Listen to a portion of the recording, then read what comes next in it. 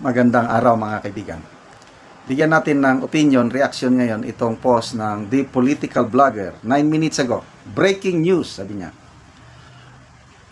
Ombudsman gives ex-Governor Gwen Garcia going away gift. Parang regalo, dispedida, going away. Umalis na sa pagiging governor. Okay. Gift meets binigyan nga her 1.2 million in administrative fines over anomalous desalting project. The ombudsman has imposed a fine of 1.2 million pesos against former Governor Gwendolyn Garcia as fines in lieu of suspension after it found her guilty of administrative charges. The ombudsman found Garcia guilty for conduct prejudicial to the best interest of the service and simple misconduct over the desilting project her administration undertook in Mananga River. The punishment was supposed to be a 1-year suspension without pay, but considering Garcia is no longer a public official, the ombudsman ordered to pay the fine equivalent to 6 months of her basic salary as governor. Provincial governors earn between 203,000 to 226,000 in a month based on the current compensation scheme from the Department of Budget and Management. Ayan po. So, umalis na nga, may pahabol pa. Pahabol na,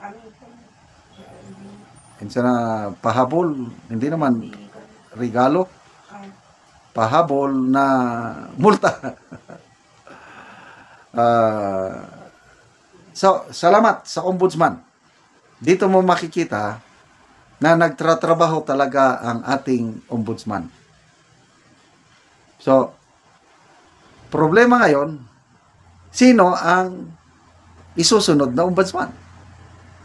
Katulad pa ba ng mga nauna na patas talaga na walang kinikilingan na kasamahan, padrino, kamag-anak, o ano?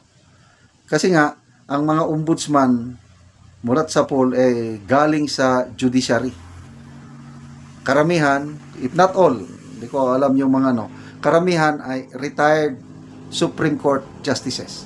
Kagaya si Ombudsman Martires. Nung siya ang napilitan siyang, nung nag-apply ata si Ombudsman Martires, parang active member pa siya ng Supreme Court.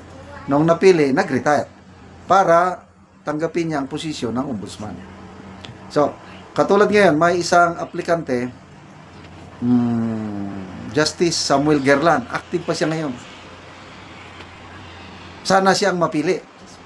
So kung siya ang mapili, mapilitan siyang mag-retire, umalis sa pagiging Supreme Court Justice para tanggapin niya ang posisyon niya, ombudsman, for a period of 7 years. So ang aking dalangin, kung ako ang masusunod, yung 3 Supreme Court Justices, isang active, 2 retired.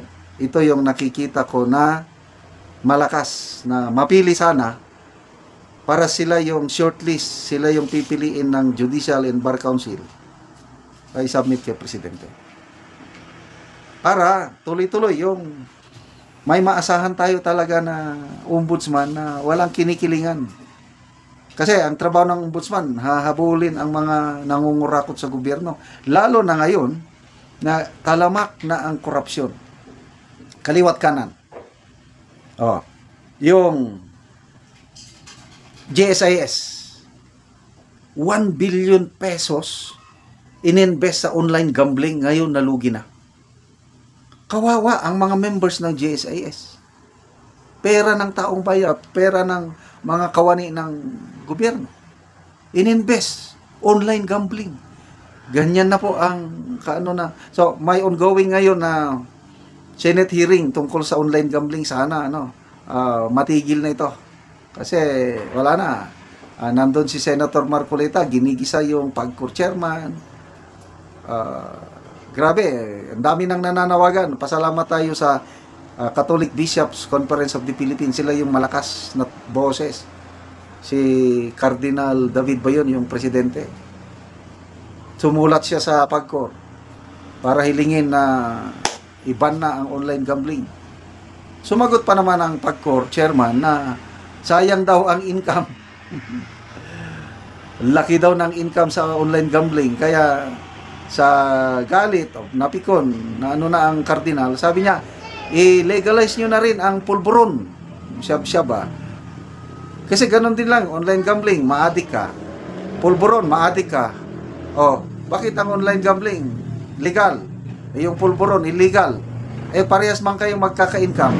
So, i-legalize nyo ang pulburon para madagdagan pa ang income sa gobyerno. Ganon. Ang ano. So, balik tayo, grabe ang katiwalian, kurakot, lalo na dito sa flood control projects na napuno na ang Pangulo. Hiniya niya, mahiya naman kayo, sabi niya sa tapos pinalakpakan siya ng mga taong pinapasaringan niya. Wala manhid. Yun na, may bago nang simula, 15 top contractors. So what's next? Sino ang mag-imbestiga? Wala pa, malabo, ang hina. Nagbo-volunteer na si Mayor Magalong, dating CID chief, marunong mag-imbestiga. Sana lang, magpakitang gilas lang Pangulo, one time lang. Bobo siya ng independent body at si Mayor Magalong ang ilagay, patay na sila.